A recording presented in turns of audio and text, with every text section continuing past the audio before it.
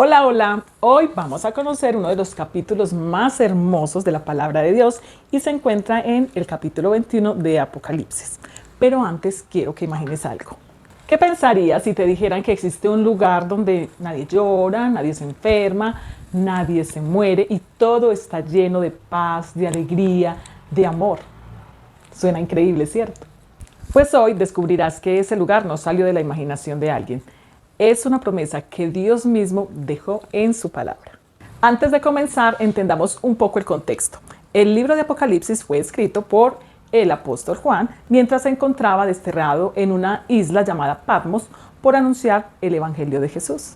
Estando allí, Dios le mostró a Juan una serie de visiones acerca de lo que ocurriría al final de los tiempos.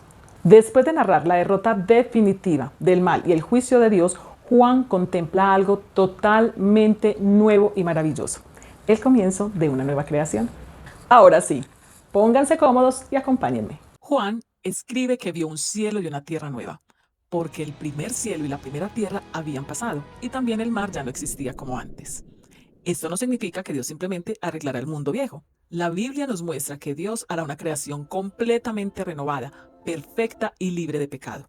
Todo aquello que produce dolor, injusticia y sufrimiento desaparecerá para siempre. Después Juan vio algo espectacular. Desde el cielo descendía una ciudad muy especial llamada la Nueva Jerusalén. No bajaba sola, la enviaba Dios.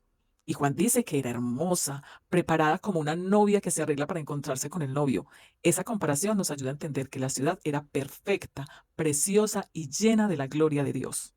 Entonces se escuchó una voz muy fuerte que dijo, He aquí el tabernáculo de Dios con los hombres, y Él morará con ellos. ¿Y qué tiene que ver las matemáticas con esa hermosa historia que se narra en Apocalipsis 21? Pues resulta que Juan narra que la ciudad está dentro de una estructura como de forma cuadrada y describe que tiene la misma medida de largo, de ancho y de alto. Lo primero, ¿de qué forma estamos hablando? ¿Qué forma tiene esta ciudad maravillosa que nos describe Juan? En matemáticas, cuando un sólido geométrico tiene sus tres dimensiones de exactamente igual medida, recibe el nombre de cubo. Imaginémonos, por ejemplo, un dadito que tiene lo mismo de alto, que todas sus caras son iguales, igual de alto, igual de ancho, igual de largo. Eso es exactamente un cubo. Veamos entonces qué es un cubo. Un cubo es un cuerpo tridimensional formado por 6 caras cuadradas, 12 aristas y 8 vértices. Las caras son las superficies planas o paredes cuadradas que delimitan el cubo. Hay una cara frontal, una cara posterior, una superior, una inferior, una a la derecha y otra a la izquierda para un total de 6 caras. Las aristas son las líneas rectas donde se unen dos caras. Un cubo tiene 12 aristas en total que forman el contorno de todas las caras, así como se señala en este momento. Las vértices son los puntos o esquinas donde se juntan tres aristas. El cubo tiene 8 vértices en total, 4 en la parte superior y 4 en la base. Acá podemos entonces observar varias caras, varias aristas y varios vértices. Cada arista es formada cuando se juntan dos caras y cada vértice es formada por 3 aristas. Veamos ahora qué es un cubo perfecto. Es la potencia de cualquier número con exponente 3, es decir, que es el resultado de multiplicar un número por el mismo 3 veces. Con sus potencias, es decir, el resultado, se pueden construir cubos perfectos. Cuando construimos un cubo con cubitos pequeños, necesitamos la misma cantidad de cubitos a lo largo, a lo ancho y a lo alto. Dos cubitos a lo largo, dos cubitos a lo ancho, llevamos 2 por 2 y vemos que efectivamente hay 4 cubitos. Y dos cubitos a lo alto y vemos efectivamente entonces sería multiplicar el 2 tres veces. 2 por 2 por 2 es igual a 8. Esto quiere decir que 2 al cubo es igual a 8. Es decir, que con 8 cubitos formamos un cubo perfecto. Veamos acá otro ejemplo cuando tenemos de largo 3 cubitos por 3 cubitos de ancho y por 3 cubitos de alto. 3 por 3 por 3 es igual a 27, lo que quiere decir que 3 al cubo es 27. Es decir, que con 27 cubitos formamos un cubo perfecto. En este otro ejemplo tenemos 4 cubitos de largo por 4 cubitos de alto y podemos ver que hay efectivamente 16 cubitos y 4 cubitos de ancho, lo que quiere decir que 4 al cubo es igual a 4 por 4 por 4, que es igual a 64. Y efectivamente hay 64 cubitos. Como podemos ver, con 64 cubitos formamos un cubo perfecto.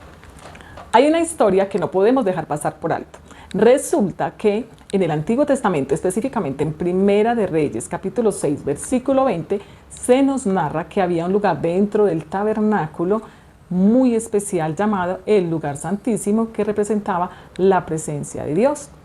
Ese lugar específicamente también tenía 3 dimensiones exactamente igual, medía lo mismo de largo, lo mismo de ancho y lo mismo de ancho, es decir, que también era exactamente un cubo perfecto.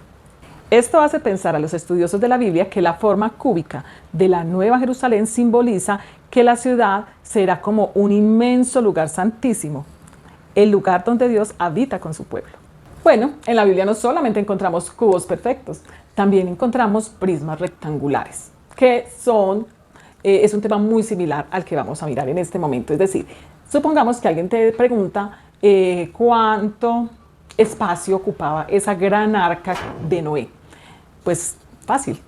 En el capítulo 6 de Génesis, entre los versículos 14, 15 y 16, Dios le ordena a Noé hacer el arca y le da todas las instrucciones. Dentro de esas instrucciones estaba donde le decía que el arca debía medir 300 codos de largo, unidad de medida en este caso, codos, 50 de ancho, 50 codos de ancho y 30 codos de altura.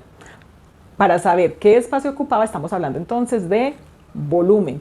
¿Qué volumen ocupaba el arca? Simplemente multiplicamos esas 3 dimensiones, así como lo hacemos con el cubo, y el resultado, es decir, el volumen del arca que construyó Noé era de 450.000 codos cúbicos. El volumen es la medida del espacio que ocupa un cuerpo. Las unidades de volumen sirven para medir ese espacio. Podemos calcular el volumen hallando primero el área, es decir, multiplicando el largo por el ancho y luego por el alto. El resultado sería entonces el volumen. Una de las unidades más usadas es el centímetro cúbico. El centímetro cúbico es el volumen de un cubo que mide 1 centímetro de largo, 1 centímetro de ancho y 1 centímetro de altura. Para hallar entonces el volumen, recordemos que debemos hallar primero el área, multiplicando el largo por el ancho, en este caso 1 por 1, área igual 1 centímetro cuadrado. Recordemos que independientemente de la unidad de medida que se esté utilizando para hallar el área, siempre debemos expresarlo en centímetros cuadrados o metros cuadrados de acuerdo a la unidad de medida que estemos utilizando. Ahora, para hallar el volumen, multiplicamos el área, que corresponde a 1 centímetro cuadrado, por la altura, que corresponde a 1 centímetro. Volumen igual a 1 centímetro cúbico con exponente 3. Independientemente de la unidad de medida que estemos trabajando, siempre volumen se expresa con centímetros o metros cúbicos, porque se están multiplicando 3 dimensiones. Recordemos que es multiplicar el largo por el ancho y luego por la altura. Miremos entonces cómo podemos calcular el volumen de esta caja. Utilicemos para ello el centímetro cúbico como unidad de medida para hallarlo. Hallemos primero el área de la base, 8 centímetros de largo por 3 centímetros de ancho.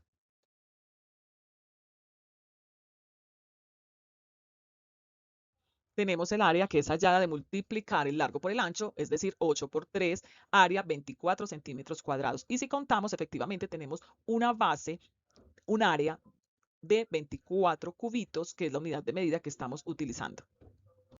Ahora vamos a llenar el espacio con 3 capas de esa área porque corresponde a la altura para poder hallar el volumen.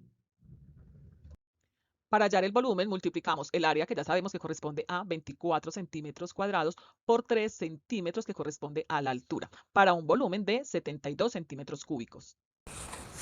La Biblia no menciona explícitamente palabras como volumen o como prisma rectangular o como cubos perfectos, pero esto nos recuerda que Dios es un Dios de orden, de precisión y de perfección.